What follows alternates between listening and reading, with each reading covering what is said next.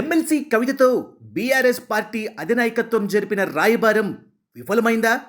వరుసగా రెండుసార్లు రాయబార ప్రయత్నాలు చేసినా ఆమె ఏమాత్రం మెత్తబడలేదా? పార్టీలో తన ప్రాధాన్యం, పార్టీ అధికారంలోకి వస్తే తన పరిస్థితిపై ఇప్పుడే స్పష్టత ఇవ్వాలని పట్టుబట్టారా?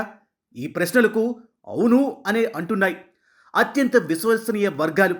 పార్టీలో తన పరిస్థితిపై ముందే స్పష్టత ఇవ్వాలని, లేకపోతే తన దారి తాను చూసుకుంటానని కాస్త ఘాటుగానే స్పష్టం చేసినట్లు తెలుస్తుంది. వరంగల్లో బీఆర్ఎస్ రజతోత్సవ సభ నేపథ్యంలో కేసీఆర్కు కవిత లేఖ రాయటం, ఆమె అమెరికాలో ఉన్నప్పుడు అది బహిర్గతం కావడం, దానిని తానే రాశానని స్పష్టం చేసిన కవిత, కేసీఆర్ చుట్టూ ఉన్న దెయ్యాలే దానిని లీకు చేశాయని తీవ్ర ఆరోపణలు చేసిన సంగతి తెలిసిందే. ఇక ఈ అంశంపై ఆదివారం కేటీఆర్ను పిలిపించుకుని కేసీఆర్ సంప్రదింపులు జరిపారు. కవిత వ్యవహారాన్ని ఓ కొలిక్కి తీసుకురాకుంటే మరింత నష్టం తప్పదన్న భావనకు వచ్చి సోమవారం ఆమె వద్దకు రాయబారం పంపారు బీఆర్ఎస్ అధినేత. మాజీ ముఖ్యమంత్రి కేసీఆర్ ఆదేశాలతో పార్టీ దూతలు కవిత నివాసానికి వచ్చారు. తొలుత కేసీఆర్కు అత్యంత సన్నిహితుడు బీఆర్ఎస్ ఎంపీ దివ్వికొండ దామోదర్ రావు సోమవారం మధ్యాహ్నం కవిత నివాసానికి చేరుకున్నారు.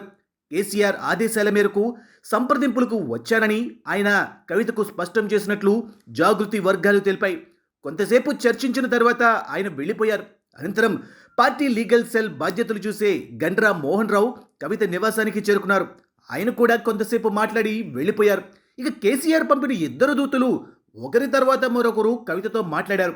మధ్యాహ్నం నుంచి సాయంత్రం వరకు దాదాపు 3 గంటల పాటు ఈ సంప్రదింపుల ప్రక్రియ నడిచినట్లు పార్టీ వర్గాల ద్వారా తెలుస్తుంది. దివికొండ దామోదర్ రావు, గండ్రా మోహన్ రావు ఇద్దరికీ కూడా కేసీఆర్ కుటుంబంతో బంధుత్వం ఉన్నట్లు పార్టీలోని సీనియర్ నేతలు చెబుతున్నారు.